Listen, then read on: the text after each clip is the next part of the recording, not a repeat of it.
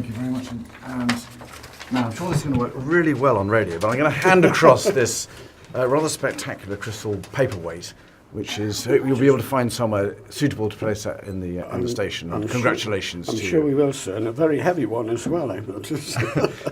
Can I just thank you very much for taking time out to come and see us today on what is busy schedule for you with the Duke of Edinburgh Award Scheme.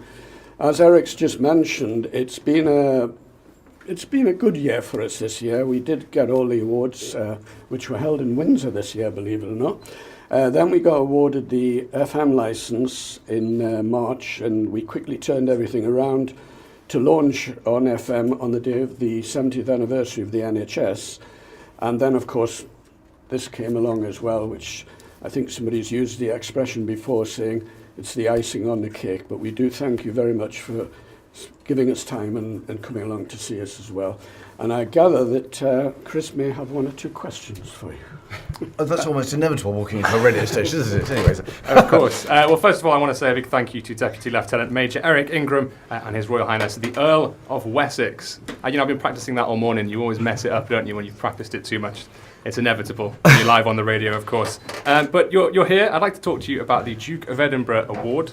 I know it's something that you're now heavily involved in. And you're here, you're doing your tennis challenge. First of all, how's it been going? Well, thank you very much indeed, and thank you for inviting me to come and join you this morning in the station. And just congratulations on winning the award. It's a fantastic achievement and a huge number of volunteers, a great effort. And I have to say, it's easily the smartest radio station I've ever been into. Glad to hear it. Everybody's put on suits and ties today, which I'm sure you don't normally well wear, but anyway, there we go. It's very impressive.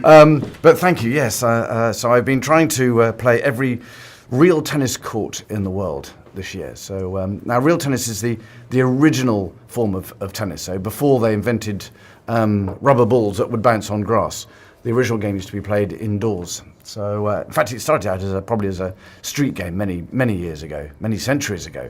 But it was the original racket sport. So all racket sports were descended from tennis.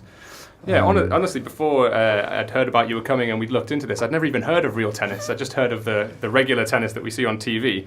So what was it when you did your Gold D.A.V. Award that made you choose real tennis as part of it? Well, it was the last bit of my Gold Award I was trying to do, and I was trying to find a new sport to play.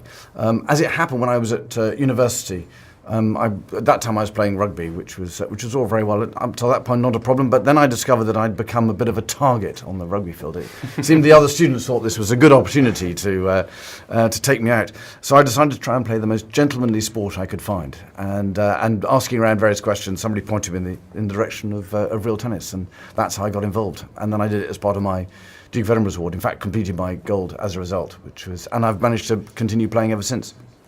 Brilliant stuff. And finally, sir, what is it that you think makes the Duke of Edinburgh Award so special and so beneficial to young people, and also so current in today's society as well?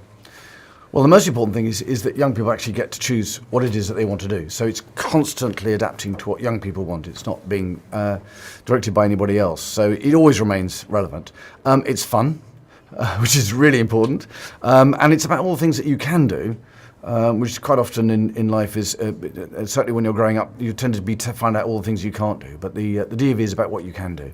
And from that you gain a lot of confidence and a lot of skills, all the sort of personal skills that you're going to need when you go on to university, when you go on to get a job. And they are things that you can really talk about. And they are your passions. And you learn a sense of purpose as well.